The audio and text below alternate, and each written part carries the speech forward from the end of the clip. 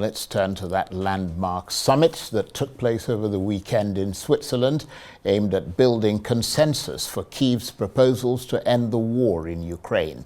The Ukrainian President Volodymyr Zelensky opened the summit, declaring that peace is achievable and stressing that Russia had been the aggressor of the conflict. Leaders from 90 countries attended the meeting.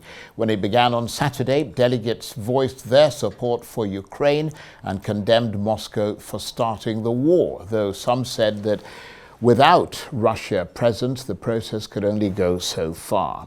Russia's ally China also stayed away. President Zelensky called for an action plan based on the UN Charter that would then be put to the Kremlin. I'm confident that together we will ensure the result. The first and the second peace summits should unite our joint work on the details of peace.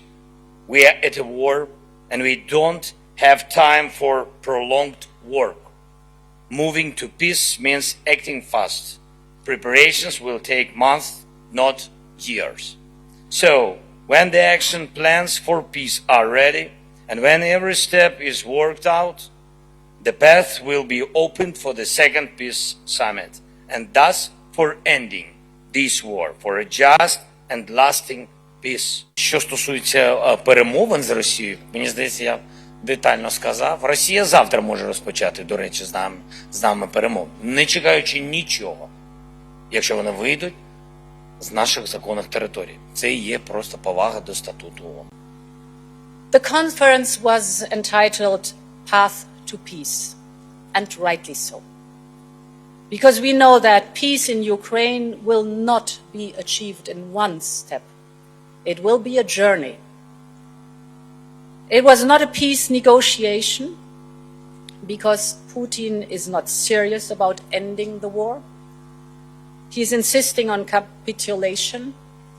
He's insisting on ceding Ukrainian territory, even territory that today is not occupied by him. He's insisting on disarming Ukraine, leaving it vulnerable to future aggression. No country would ever accept these outrageous terms. Ursula von der Leyen, and before her, Volodymyr Zelensky. Well, for his assessment, I'm joined now on the line from Arise European Affairs analyst, Dr. Marek Laskeiwicz. Good to see you, Dr. Laskeiwicz. Were you one of those who were skeptical about that summit? Yes, right from the start. As far as I can see, it was a gigantic opportunity which was wasted. The fact of the matter is that the Russians and Ukrainians are literally poles apart on what they foresee as a peace treaty. Nothing has changed as a result of this summit. It was known before that there were many countries supporting Ukraine, that we know now. It was known that many countries did not agree with Ukraine's stance or did not support Ukraine. We also know that. And so, therefore, nothing has come as a result of this, which is a pity, because the basic idea that the Swiss had of at least making a start to some sort of peace negotiations, that everyone can support. But if it's going to be nothing more than a reiteration, or that's what it turned out, a reiteration by both sides of points that they had stated before, then it's a waste of time. And alas, that's what it was. But I mean, seeing the sheer number of people who headed to that remote mountain spot for that summit, I mean, seems to suggest that at least potentially something serious is beginning here. No, because the key players weren't present. Not only Russia wasn't and China was not. Please note on top of that, American president wasn't there. And the American president is the other key figure. Therefore, you get a lot of people who came, which I suppose bulks out the support to this, of course, 78 nations. But please know, many other nations did not support all the Ukrainian peace proposals, and other nations didn't come at all. Not all nations attended to start off with. So therefore, that all these nations were there, in fact, is of very little importance. And in any case, President Zelensky himself has declared it's going to take months before there's a second such conference. And therefore, what has happened is a gigantic zero for a long time to come.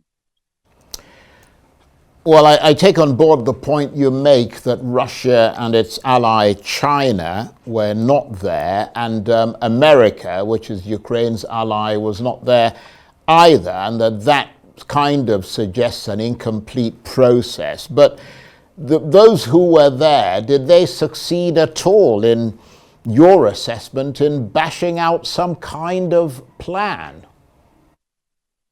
There was no plan as such. All they did was supported some of Ukraine's key points, which is all very well, but it doesn't actually get us any further. I would personally like to see the non-allied nations, or nations which are more, how can I put it, neutral in this conflict, putting forward some sort of plan, because what is happening is that there's a gigantic us versus them. On one side, we have all these nations which to some degree support Ukraine. On the other side, there's Russia. What is needed here is work in a realistic peace plan. And I repeat that a realistic peace plan would ideally come from non-aligned nations, because it seems impossible for people on one side or the other, judging by the peace proposals put forward by Kiev and by Moscow, to have any sort of common ground. That is where we stand at present. So I hope that somewhere else, as I say, countries, say from Africa, because Africa did make a peace, send a peace delegation before, perhaps they could once again make an effort. But what they have to do, as I've said in my book, Stopping World War III, there has to be a realistic peace proposal to stop this.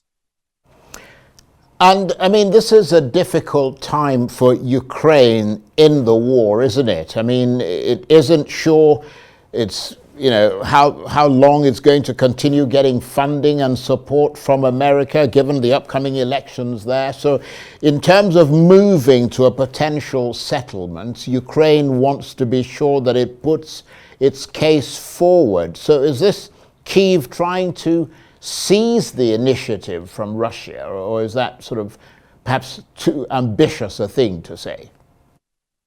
I think it's too ambitious. As far as I read this situation, it is somewhat different. Kiev genuinely begins and believes in these peace proposals in just the same way as Putin believes in his proposals. And they're here, it's nothing to do with standard negotiating tactic of trying to make too high a demand and then coming down, because neither side have shown any signs of wanting to come down at all. Where there is a point, it lies in the first part of what you've stated. You see, it's by no means clear what the support for Ukraine will be in the medium term. Sure, in the short term, it's got these 78 nations, but there are many elections coming up, not least of which, of course, is in the USA. And in this, if there is a change of heart at all, Ukraine could find itself in a difficult juncture. Therefore, I am surprised, a little disappointed that Ukraine did not, from this point of view, issue some other peace proposals. But they've done nothing but reiterate the same proposals more or less for 2 years now. So that's, I suppose, too much to hope for. Hence, I was saying about non-aligned nations, perhaps from Africa, being able to suggest something. But I mean, would you say that the fact that Ukraine is even using the word peace and holding this conference a step forward in the search for some kind of truce? No, not quite. What has happened is Ukraine has been using the word peace for a long time and suggesting several peace proposals. These are by no means the first. There have been many over the course of the war. What is different is from Switzerland came the initiative of holding a peace conference with many nations. And this is a new point. But unfortunately, what has happened is it's simply turned into a gigantic conference supporting Ukraine without coming anywhere closer to realistic peace proposals. Therefore, it certainly bolsters Ukraine in the sense it's nice to have all those nations behind it, but it's not going to change the course of the war. It's nowhere closer to making a truce. And judging by everything that is said, it's going to just be not so much a landmark conference as simply a conference en route, which is a pity because I say the opportunity was enormous. Well, listening to you there, I guess it's fair to say that you don't have any realistic hopes for peace going forward. Well, again, there are three possibilities. As I say, it's unfortunate, I have to say one possibility, Russia might still win to a greater degree. President Putin stated quite overtly that he expected simply to last out the West. And if the elections go against Ukraine, I'm thinking not in the Ukraine itself, because there are no elections there. I'm thinking of the other countries like America. then in fact, yes, that would be helpful for him. And therefore, it might end up with a victory for him. Number two, assuming the West supports Ukraine, if there's a possibility Ukraine might be able to recover something, but far more likely is the fact the war will simply not escalate one step further, because this is what has happened already. Biden has allowed Ukraine to attack Russia. On the same time, Russia has paid a visit to Cuba. Please note how important this is, with its nuclear submarine, recalling the crisis, which almost, of course, sank the world when Khrushchev faced off Kennedy before in the Cuban crisis back in the 1960s. And therefore, it can go much worse, the war, which is a scenario which I personally fear. And the third proposal, as I state, that's a compromise of some sort can be reached, which is said by non-aligned. This is the what I've been mooted in my book. And it is possible to think of some sort of solutions, but it has to be stressed that neither Ukraine nor Russia certainly, but Ukraine likewise, are not looking for anything like that. They want to win on their terms and their terms alone, which means that this war, as it stands, will go on for the rest of the year. Very interesting analysis. Thank you very much indeed. Dr. Marek Laskeiwicz is a RISE European Affairs analyst who was talking to me there on the line from London.